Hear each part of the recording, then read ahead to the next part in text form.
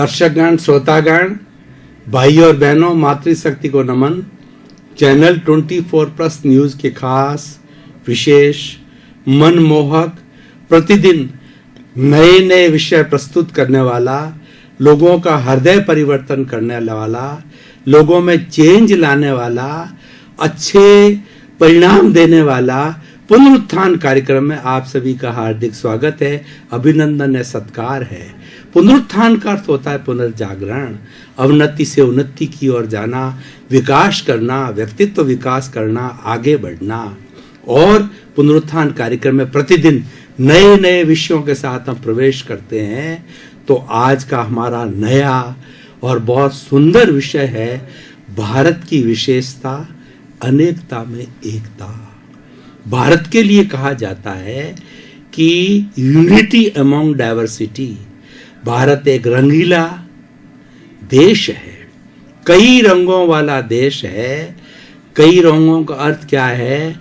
यहाँ पर कई भाषाएं हैं, कई जातियां हैं, कई तरह के धर्म हैं, कई तरह की विचारधारा है और मुंडे मुंडे मतिर भिन्ना 125 करोड़ की जनसंख्या है और हर एक का अपना अपना चिंतन है।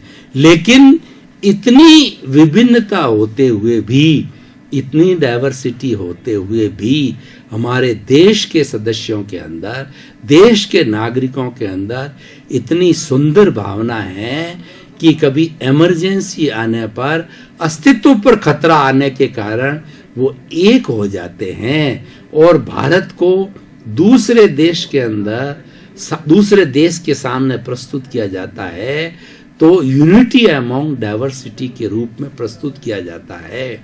आप 26 जनवरी के दिन देखिए, कितने कितने लोग, कितने कितने तरह का जो है उनका पहनावा और कितनी टुकड़ियाँ, कितनी स्कूलों के लोग, कितने कितनी फोक डांस और कितनी कितनी झांकियाँ, ये सब क्या प्रदर्शित करती है?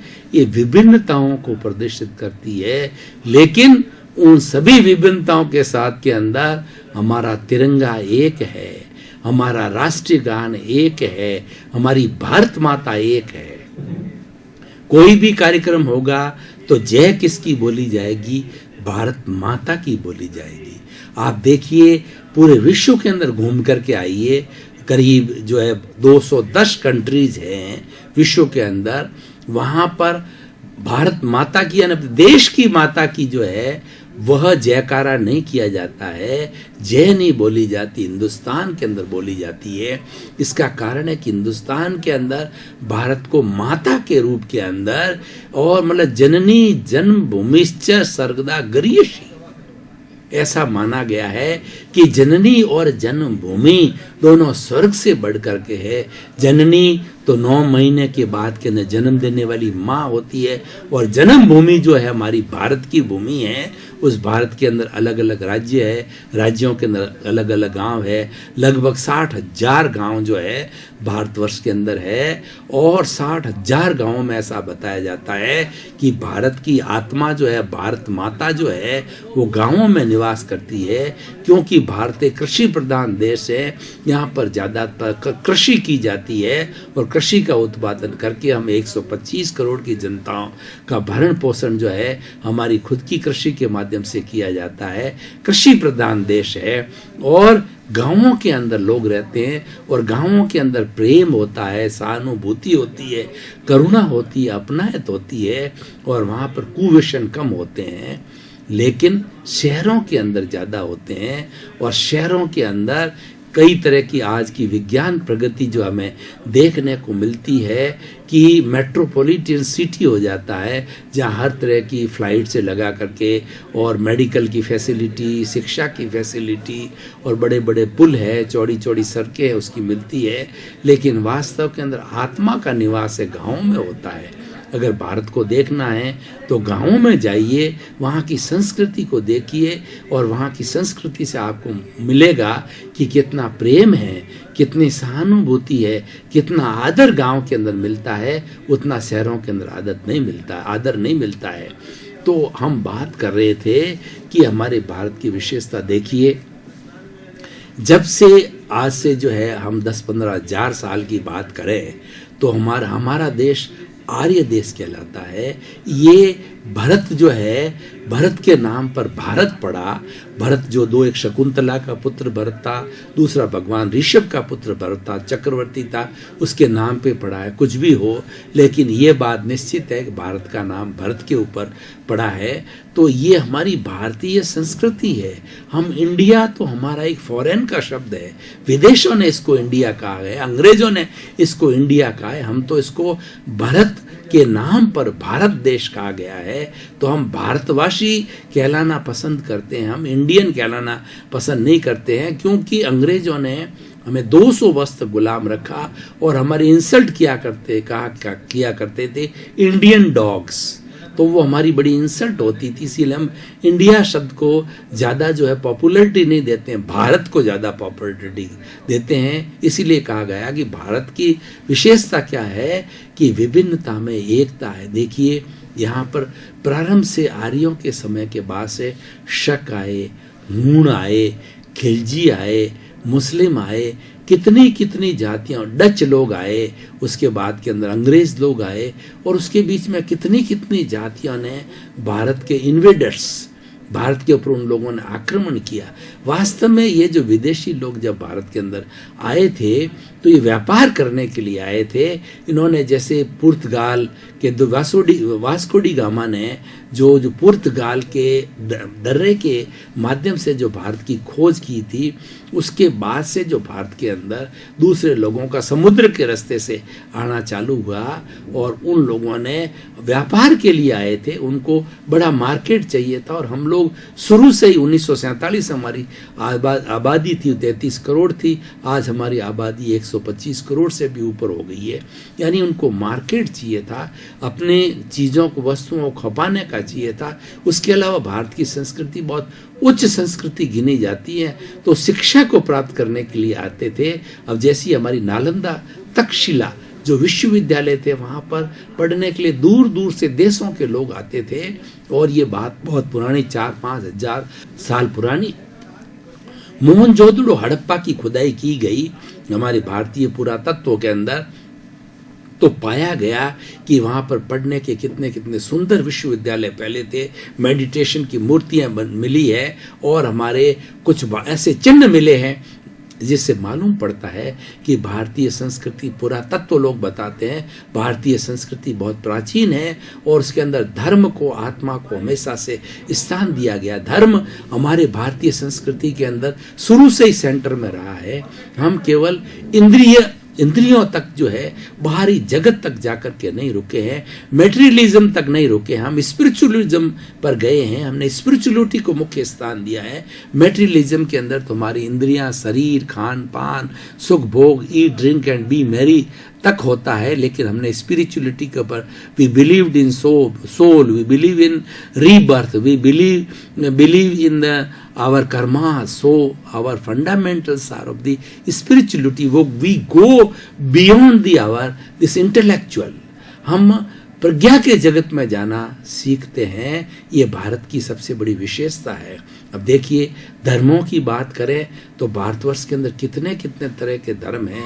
मुख्य 8 तरह के धर्म हैं, आज भी भारत के अंदर मौजूद है। भारत के मुख्य धर्म हिंदुज़म, बुद्धिज़्म, सिखिज़्म जो है, ये भारत के मुख्य धर्म हैं। लेकिन बाहर के 5 धर्म हैं, क्रिश्चियनिटी है, इस्लाम है, इस्लाम भारत का ही धर्म है लेकिन विदेश के अंदर भी जा रहा। जोरास्ट्रियन और जो है वो जोरास्ट्रियन जुडाइज़म, ये जो, और हिंदुज़म, बुद्धिज़्म, सिखिज़्म, जोरास्ट्रियन, जुडाइज़्म, ये 8 तरह के जो धर्म हैं वो आज भी हमारे भारतवर्ष के अंदर जो है वो पुष्पित, पल्लवित हो रहे हैं। भारत के अंदर जो जो संस्कृति आई वह इस संस्कृति यहाँ पर हमेशा के लिए बस गई। लेकिन क्यों?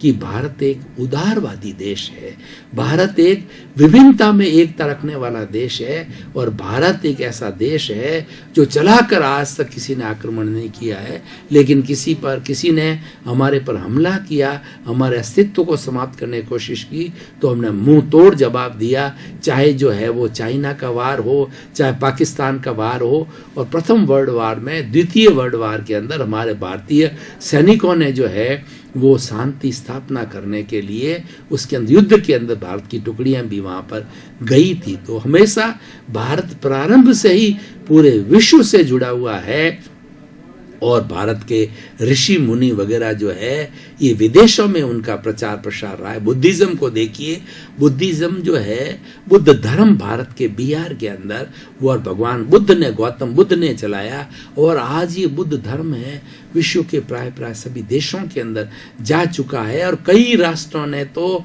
बाहर के जो है राष्ट्रों ने इसको जो है अपना नेशनल रिलीजन मान लिया है बुद्धिज्म को, जैसे कि तिब्बत है जो है ये अपना ये बर्मा है, तिब्बत है, इन लोगों ने जो है वो अपना भारत को उन्होंने अपना धर्म मान लिया इसको। दर्शकगण, श्रोतागण, भाई और बहनों, हम गहन चिंतन के अंदर डूब गए थे।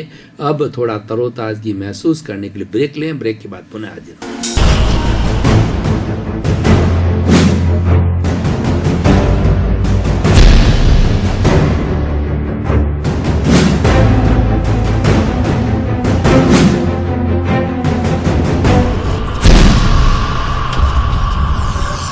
और बहनों, थोड़े समय का ब्रेक लिया। ब्रेक के बाद मानसिक रूप से, शारीरिक रूप से हम ताजगी महसूस करें। अभी हमारा जितना निर्धारित विषय है उसके ऊपर पुनः हम विवेचना जारी कर रहे हैं। तो इस तरीके से देखिए कि भारत के अंदर कितनी कितनी विभिन्नता है।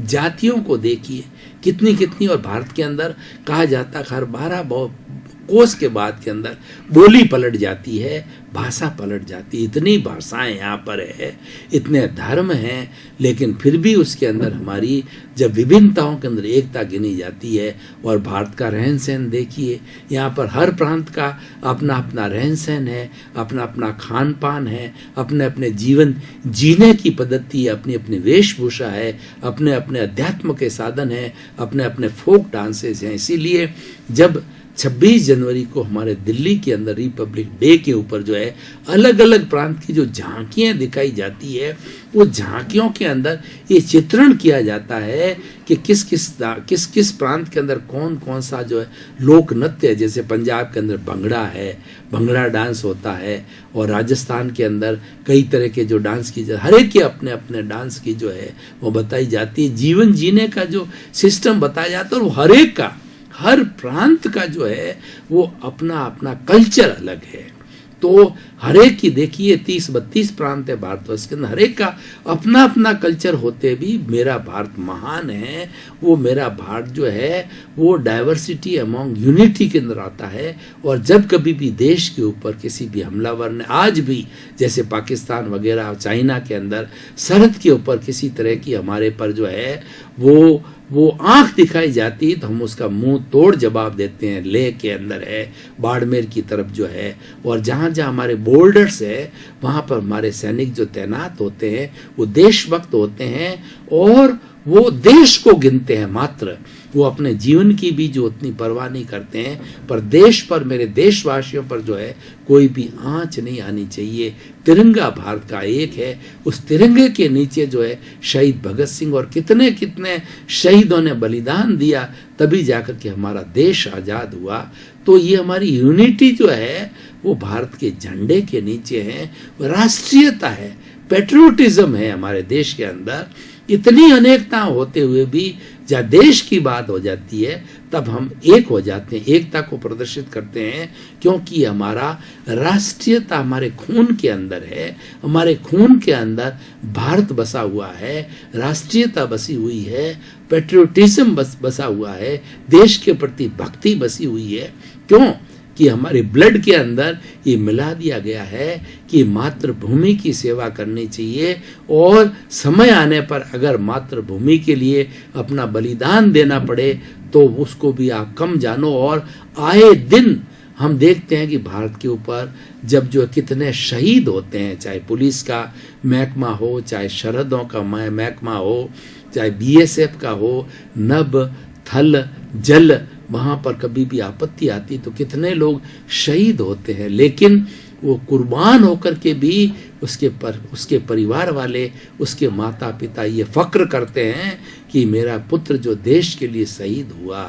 देश के लिए जो व्यक्ति अपनी जान गंवा देता है वो शहीद होता है। और हमारी भारतीय संस्कृति को देखिए, जब कभी भी देश के नाम को याद किया जाता है तो शहीदों को पहले सलाम किया जाता है। चाहे 15 अगस्त जो हमारा देश आज़ाद हुआ हो, चाहे रिपब्लिक जब हमारा कॉन्स्टिट्यूशन बना हो, जब हमने जो है वो लोकतंत्र का स्थापना हुई 1950 के अंदर संविधान बन करके, उन दिनों के अंदर सबसे पहले शहीदों को प्रणाम किया जाता है, शहीदों को नतमस्तक होकर सलामी दी जाती है, क्योंकि वही लोग हैं जिन्होंने कि हम तो जो है यहाँ पर बड़े बड़े उत्सवों के अंदर होली खेल रहे होते हैं, दीपावली मना रहे होते हैं, लेकिन वहाँ पर वो खून की होली खेलते हैं सरहदों पर बैठ कर के। उनकी वजह से हम सुरक्षित हैं। आज भी देखिए, नभ और जो है जल और थल, तीनों तरह की सेनाओं के अंदर हम सुरक्षित हैं। और भारत के अंदर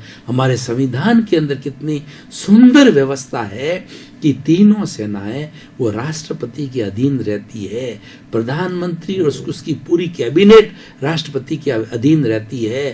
पूरे जितने भी 32 जो हमारे प्रांत है वो गवर्नर्स होते हैं, जो कि वो हेड होते हैं उस प्रांत के, वो सब जो है वो राष्ट्रपति के अधीन रहते हैं। कहने का अर्थ ये है कि हमारा भारत का जो लोकतंत्र है बहुत सुंदर व्यवस्था है। हर 5 साल के बाद के अंदर चुनाव प्रक्रिया के द्वारा जब सरकार बदल दी जाती है तो सहज ही जब दूसरी पार्टी आती है तो सहज ही उसको पद स्वीकार करती है और समय आने पर पद भी छोड़ देती है। हमारे यहाँ पर किसी तरह का सेना का दबदबा जैसा पाकिस्तान में या जो है वो शासक व्यवस्था है हमारे यहाँ कभी भी नहीं रही। यहाँ लोकतंत्र रहा है। शुरू में जब रही थी आज़ादी के पहले की बात अलग है, लेकिन अभी 70 वर्ष से एक डेमोक्रेटिक कंट्री है और विश्व का सबसे बड़ा डेमोक्रेटिक कंट्री है।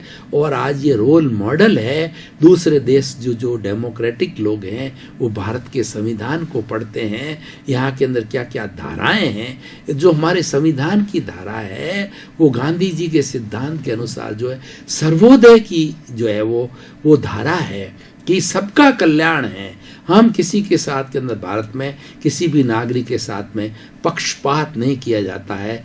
भारत के अंदर जिसने जन्म लिया है भारतीय है, उसको रोटी कपड़ा मकान शिक्षा और जो है चिकित्सा, ये जो सुविधाएं हैं ये सरकार की जिम्मेवारी है। सरकार इसलिए है कि वो पब्लिक को ये बेसिक फैसिलिटी को मुहैया कराए। और लॉ एंड ऑर्डर सबसे बड़ी जो सरकार बनती है उसका मुख्य जो है कार्य होता है कि कानून की रक्षा करना, ऑर्डर की रक्षा करना, कि कहीं बार जंगल राज नहीं हो जावे देश के अंदर, लूटपाट नहीं मच जावे। सभी जितने भी विभिन्नताओं के लोग, इतनी जातियों इतनी धर्मों के लोगों की धार्मिकता की बात करें तो भारतवर्ष के संविधान के अंदर ये स्वतंत्रता है कि कोई भी व्यक्ति किसी पर अपने धर्म को स्वीकार कर सकता है, धर्म बदल सकता है, किसी के अंदर विश्वास रख सकता है।